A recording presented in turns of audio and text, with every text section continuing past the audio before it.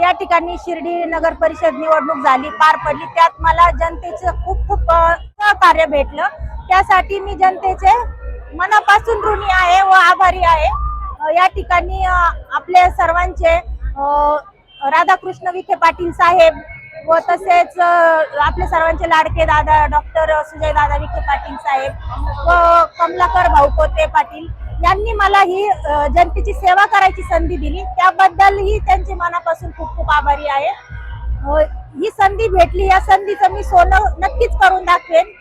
जनतेने आज माझ्यावर एवढा मोठा विश्वास टाकला, त्याचे मी त्यांना मनापासून आभारी आहे. या ठिकाणी मतदानाचं मला पूर्ण जर श्रेय द्यायचं असेल तर आमचे मान्य श्री अशोक भाऊ गोंदकर पाटील यांनी मला खूप मोलाचे सहकार्य केले.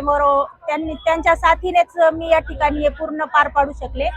तसेच मी जनतेला सांगू इच्छिते की मी या ठिकाणी तुमची जी काही सेवा असेल ती मी पूर्ण करून दाखवेल.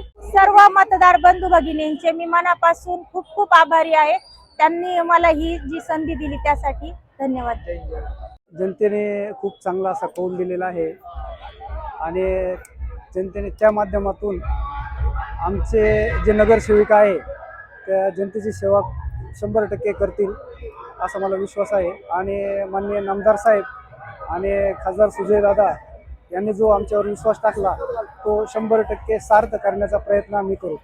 मतदारांचे मी खूप खूप आभारी आहे. आणि नगरसेवक म्हणून आमच्या भाऊजाई निवडून आलेले आहेत, त्यांना खूप खूप शुभेच्छा आहे.